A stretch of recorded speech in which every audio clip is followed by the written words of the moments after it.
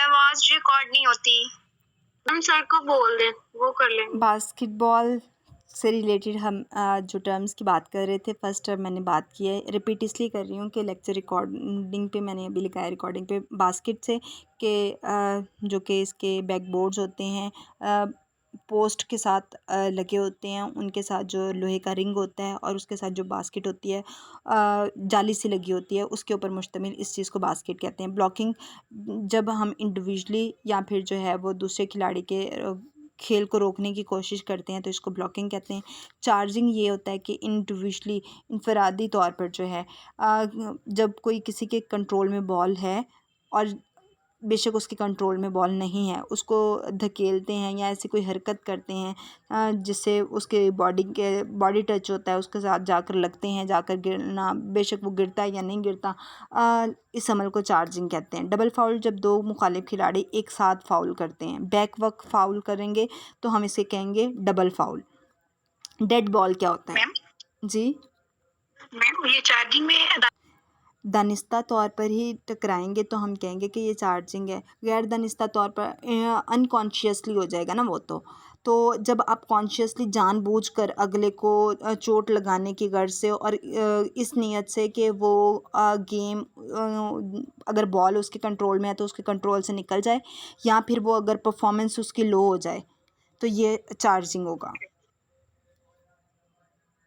Charge उसके ऊपर। फिर हम कहेंगे डेड बॉल।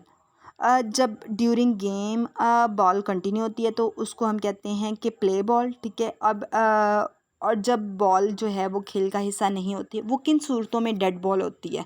मिसाल के तौर पर 3 सेकंड का जो है वो रेफरी जो होता है वो सायरन बजा देता है, ठीक है, तब 3 सेकंड फाउल हो जाता है, या फिर 8 सेकंड का, 24 सेकंड का, तो उस सूरत में स्टॉप वॉच रोक दी जाती है।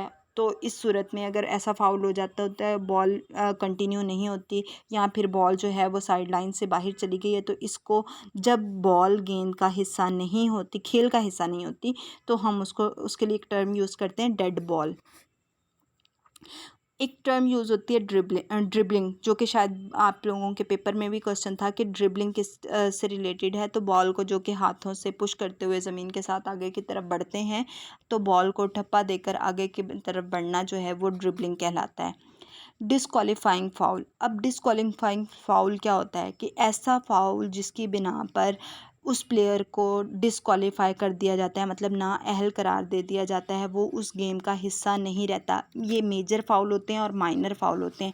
माइनर फाउल पर टीम के प्लेयर को डिस्क्वालीफाई नहीं किया जाता, लेकिन जब मेजर फाउल होते हैं ना, जानबूझ के किसी को ऐसा धक्का देना जैसे चार्जिंग का इफेक्ट है और वो इंजर्ड हुआ है, तो उस सूरत में जो है वो हम कहेंगे कि मेजर फाउल है और उस प्लेयर को डिस्क्वालीफाई कर दिया जाता है। क्लियर? जी मैम। ये आप लोग एक सेकंड वेट करें। ओके, अब क्वेश्चन आप लोगों से ये पूछ सकते हैं कि फील्ड गोल क्या होता है। तो खेल के दौरान कोर्ट से, ठीक है, स्कोर बनाने का अमल फील्ड गोल कहलाता है। जब आपने क्या किया, कोर्ट के अंदर से बनाया जिसमें 2 पॉइंट्स, ठीक है, और 3 पॉइंट्स जो है वो शामिल होते हैं। अब 2 पॉइंट कब मिलते हैं और 3 पॉइंट कब मिलते हैं?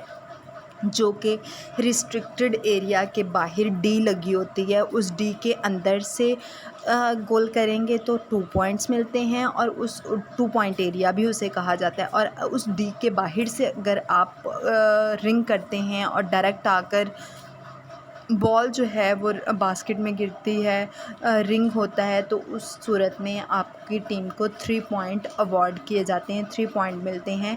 और ये दोनों पॉइंट्स क्या कहलाते हैं, चाहे 2 मिलें या 3 मिलें, इनको फील्ड गोल भी कहा जाता है। देन टर्म यूज़ होती है फ्री थ्रो। फ्री थ्रो कब दी जाती है ये भी पूछ सकते हैं आप लोगों से, और फ्री थ्रो क्या है, ठीक है। तो फ्री थ्रो से मुराद वो थ्रो जो एक खिलाड़ी फ्री थ्रो लाइन के पीछे से और निस्फ दायरे के अंदर से बगैर किसी रुकावट के बास्केट गोल करता है, 1 पॉइंट हासिल करता है। अब आपको पता है कि रिस्ट्रिक्टेड एरिया जो होता है उसके ऊपर लाइंस लगी होती हैं। जब आप लोगों उसको कोर्ट को पढ़ोगे ना, ये वैसे मैंने आप लोगों को पहले ज़रा अच्छे तरीके से कोर्ट इसलिए अब डिस्कस नहीं कर रही क्योंकि वो पहले काफ़ी अच्छे से उसको एलेबोरेट किया हुआ है। रिस्ट्रिक्टेड एरिया का मैंने बताया था कि एंड लाइन के जो उसकी लाइंस होती हैं कोर्ट के अंदर की जानिब, तो उसके ऊपर फ्री के लिए ना वो लगाई होती हैं उन्होंने 85 सेंटीमीटर के बाद जो है वो फिर 10 सेंटीमीटर का भी एरिया होता है और 40-40 के वक्फे से निशान लगाए होते हैं। वहाँ पर बाकी खिलाड़ी खड़े होते हैं और 1.80 का जो रिस्ट्रिक्टेड एरिया के बाहर डी सी छोटा बना होता है, वहाँ पर खिलाड़ी खड़े होकर फ्री थ्रो लगाता है। फ्री थ्रो जब कोई भी फाउल वगैरह करता है ना कोई टीम का प्लेयर और उसके अपोजिट टीम को, जिसमें ऐसा गोल जिसमें लगे कि ये गोल हो जाना था और वो 2 पॉइंट एरिया के अंदर रहते हुए ही होना था, तो उस सूरत में उस टीम को फ्री थ्रो दी जाती है। हेल्ड बॉल एक टर्म यूज़ होती है। हेल्ड बॉल के बारे में सवाल कर सकते हैं, तो वो क्या होती है? जब दो मुखालिफ खिलाड़ी एक या दोनों हाथों से बॉल को मजबूती से पकड़ लेते हैं, ठीक है, तो इस सूरत में और कोई भी एग्री नहीं होता कि बॉल को छोड़े, तो खिलाड़ी बॉल को ना छोड़े, तो इसको हेल्ड बॉल कहा जाता है। इससे रिलेटेड ये क्वेश्चन पूछ सकते हैं, dead ball, held ball. Then illegal screening क्या होता है? स्क्रीनिंग वैसे भी किसी खिलाड़ी के सामने आ जाना और उसको नज़र ना आ पाए अगला, कि ज़ाहिर सी बात है जब मैं आपके सामने आ गया हूँ, आपको ये पीछे क्या हो रहा है, मेरे पीछे ये तो नहीं नज़र आएगा, इसको स्क्रीनिंग कहते हैं। और इलीगल क्या होती है? ये किसी ऐसे खिलाड़ी को जिसके पास बॉल ना हो और इसे कोर्ट में इसकी मतलूबा जगह पर जाने की कोशिश में नाजायज़ तौर पर जो है वो ताख़ीर पैदा करना या रोकना नाजायज़ स्क्रीनिंग कहलाता है, ठीक है। अब मेरे कंट्रोल में बॉल भी नहीं है और दो प्लेयर्स जो है वो जानबूझ के मुझे एक कोर्ट के एक साइड पर लगा दें और जब मैं मूव करने की कोशिश करूं तो मुझे हरकत भी ना करने दें, मेरे आगे आ जाएं बार बार, ठीक है। और मैं अपनी कोर्ट की जानिब जो है या फिर अपने बैक कोर्ट से अपने फ्रंट कोर्ट की जानिब जाना चाह रही हूँ और मुझे नहीं जाने दे रहे, जानबूझ के सम टाइम कोई एक्टिव प्लेयर को इस तरह जिच करने के लिए भी 5 प्लेयर में से एक प्लेयर जो है वो एक की मूवमेंट को ही रोकने पे लग रहा होता है, हालांकि उसकी कंट्रोल में बॉल भी नहीं है, तो आप जाके अपना रिंग करने की कोशिश करो, पास दो एक दूसरे को, ऐसा नहीं बस उसकी मूवमेंट को रोकने की कोशिश करना, तो इसको इल्लीगल स्क्रीनिंग कहा जाता है। जंप बॉल की टर्म यूज़ होती है इसमें। जंप बॉल क्या है? बास्केटबॉल का आगाज़ ही किससे होता है? Jump ball. आप लोगों से पूछ सकते हैं कि जी जंप बॉल क्या है, तो आपने कहना है कि एक ऑफिशियल, ठीक है, का दो मुखालिफ खिलाड़ियों के दरमियान वो जो सेंटर में सर्कल लगा होता है ना, वहाँ पर वैसे जंप बॉल का स्टार्ट होता है।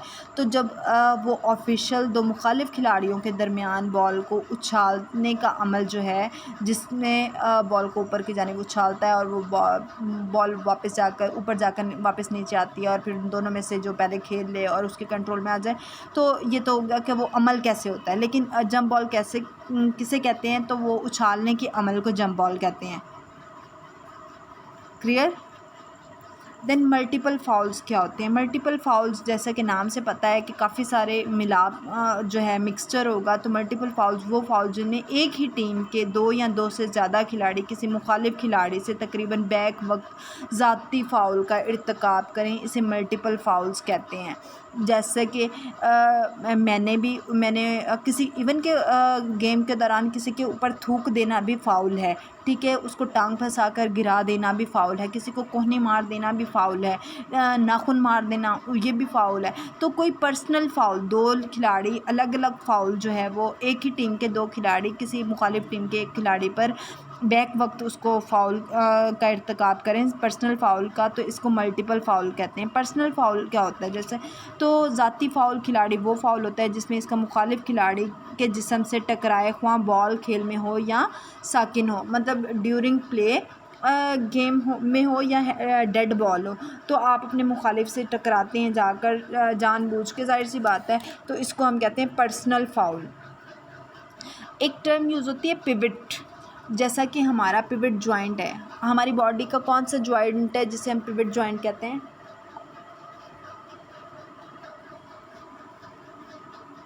अतिया आप बता दें बेटा। मैम नेक का मैं बता रही नेक का जॉइंट है, गुड हो गया। और दरमियान जो है। हाँ जी, तो इसमें हमारी नेक जो है वो हमारे जो मोहरे हैं गर्दन का पहले, हाँ जी, उनके इर्द गिर्द लेफ़्ट और राइट जो है वो घूमती है।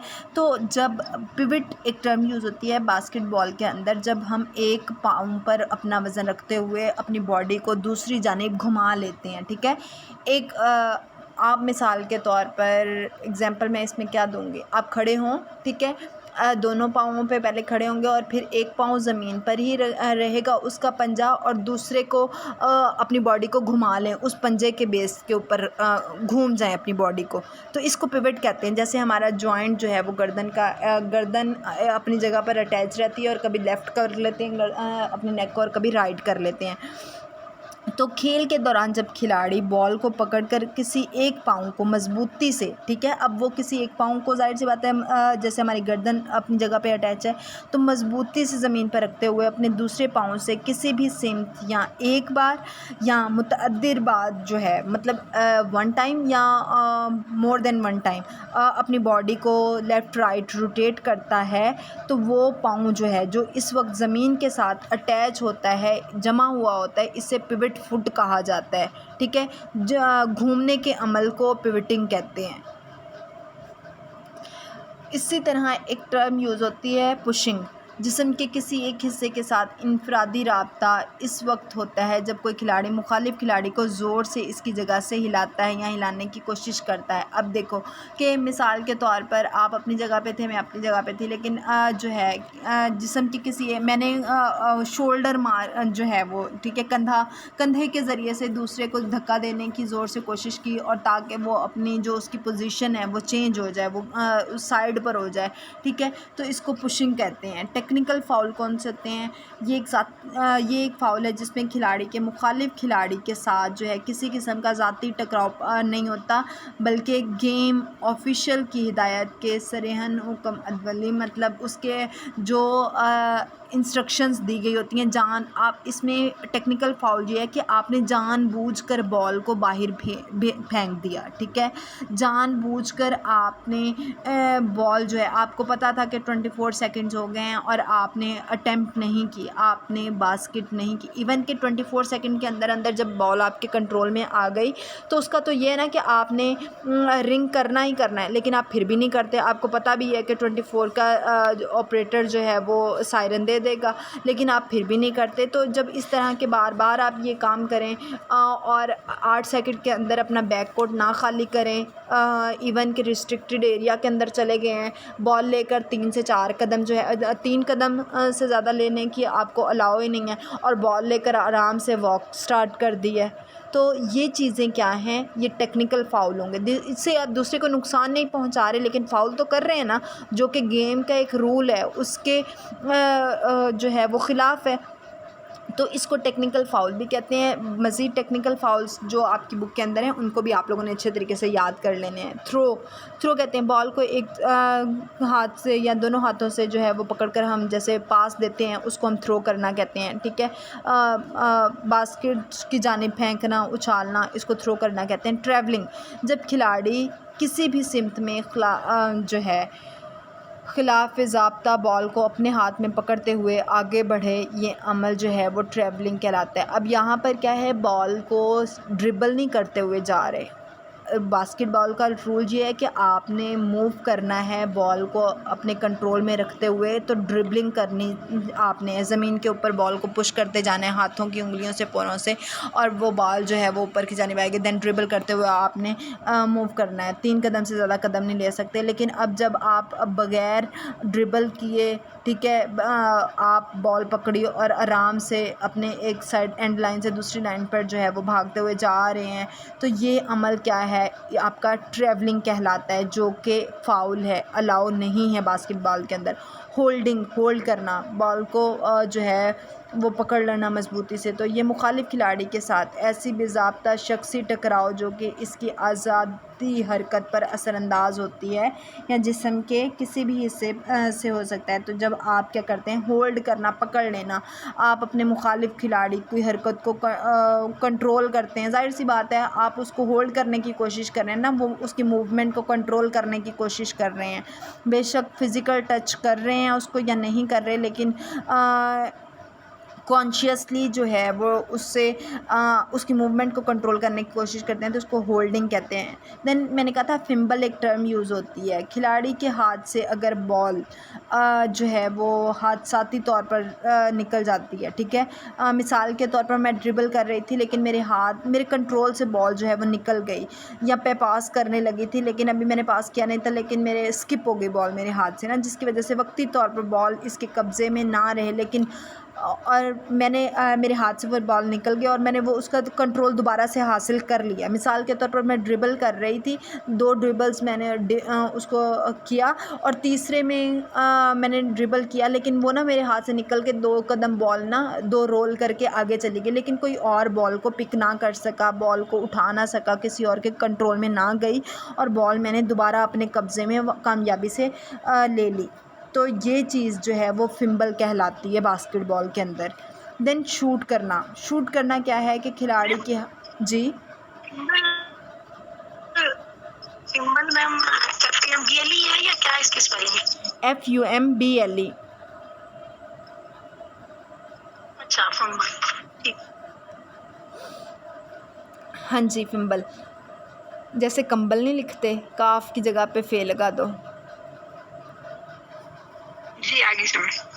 हाँ जी, वो कंबल, तो ये फिम्बल आप इसको कह लो। देन शॉट है हमारे पास, तो उसको हम क्या कहते हैं कि खिलाड़ी के हाथ में जो है वो बॉल पकड़े हुए बॉल को फील्ड गोल एरिया या फिर जो फ्री थ्रो करने के लिए मुखालिफ के बास्केट की जानिब जो है वो हवा में उछालना। अब यहाँ पर क्या है, शूट हम क्या कहेंगे, मेरी साइड का जो कोर्ट है जहाँ पर मैं स्टार्ट में खड़ी हुई थी वो मेरा बैक कोर्ट है, ठीक है। और जो उस साइड मेरी साइड का एंड लाइन के ऊपर गोल पोस्ट लगा हुआ है, मैंने उसमें तो शूट नहीं करना ना, मैंने तो जो मुखालिफ टीम का बैक कोर्ट है और मेरा फ्रंट कोर्ट जो होगा उस साइड के एंड लाइन पे जो गोल पोस्ट लगे हुए हैं मैंने वहाँ पर जाके शूट करना है। तो शूट यही होता है कि आपने मुखालिफ के जानिब जो है वो बास्केट लगी हुई है वहाँ पर बॉल को उछालना और रिंग करने की कोशिश करना, इसको जो है वो शॉट कहा जाता है या शूट करना कहते हैं। देन टेप करना है,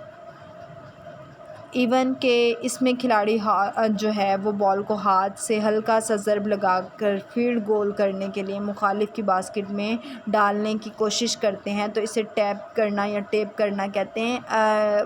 वो ऋतिक रोशन की मूवी है जिसमें बॉल कर आती है तो हल्का सा, इवन के ये जो हमारे मलेशिया के और सऊदी अरब और UAE इस साइड के मैचेस लगे होते थे, मैंने बड़े इसके बास्केटबॉल के मैचेस देखे हैं ना, कॉलेज जाने से पहले लगे होते थे।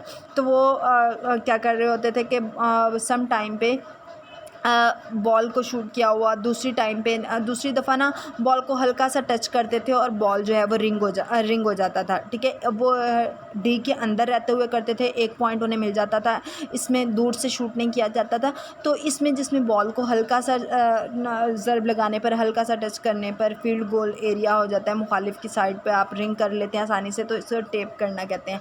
देन डंक शूट होता है, मुखालिफ की बास्केट में एक या दोनों हाथों से, जैसे डंक नहीं मारना जैसे होता है ज़ोरदार, जैसे सांप अपनी फुंकार से मारता है, तो इस तरह जब आप करेंगे तो मुखालिफ की बास्केट में एक या दोनों हाथों से ज़ोरदार तरीके से गोल करने के लिए जो है वो बॉल को डालने की कोशिश करना, इसको डंक करना कहते हैं।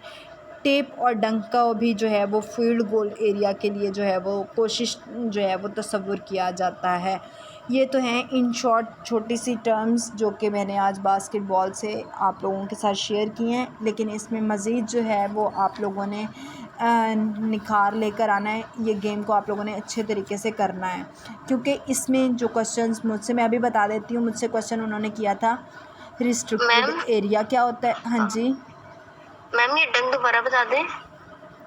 मैंने ये कहा कि जिसमें डंक शूट वो होता है कि मुखालिफ की बास्केट, ठीक है, मुखालिफ की बास्केट वही होती है जिसमें आपने रिंग करना होता है, जिसमें आपने शूट करना होता है, जहाँ पर आपने बॉल जाके रिंग करोगे, बास्केट में डालोगे तो आपको पॉइंट मिलेगा, वो मुखालिफ की साइड की होती है, ठीक है।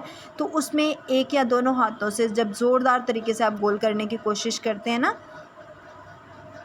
एक थप्पड़ ही होता है, हल्का सा मारते हो और बाज़ दफ़ा ज़ोर से मारते हो, स्मैश ही होती है, लाइट, ठीक है, ज़ोर से मारते हो। जब आप शूट करते हो ना बॉल को, तो बेशक आप एक हाथ से, इवन अतिया जब आप लोगों की क्लास का प्रैक्टिकल होता था तो वो ज़ोर से हम पीछे खड़े जो है वो शूट करने की कोशिश करते थे। सम टाइम बॉल जो दीवार के साथ टकरा कर वापस आ जाती होती थी, और सम टाइम जो है वो रिंग के साथ जाके लगती होती थी, और सम टाइम रिंग के साथ ज़ोर से लगने के बाद डायरेक्ट जो है वो बास्केट में चली भी जाती होती थी।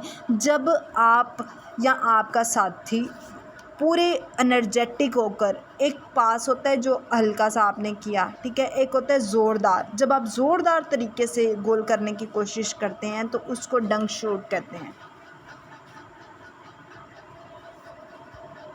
जी मैम, थैंक यू, समझ आ गई। ओके जी, तो ये होपफुली आप लोगों को ये लेक्चर समझ आ गया होगा।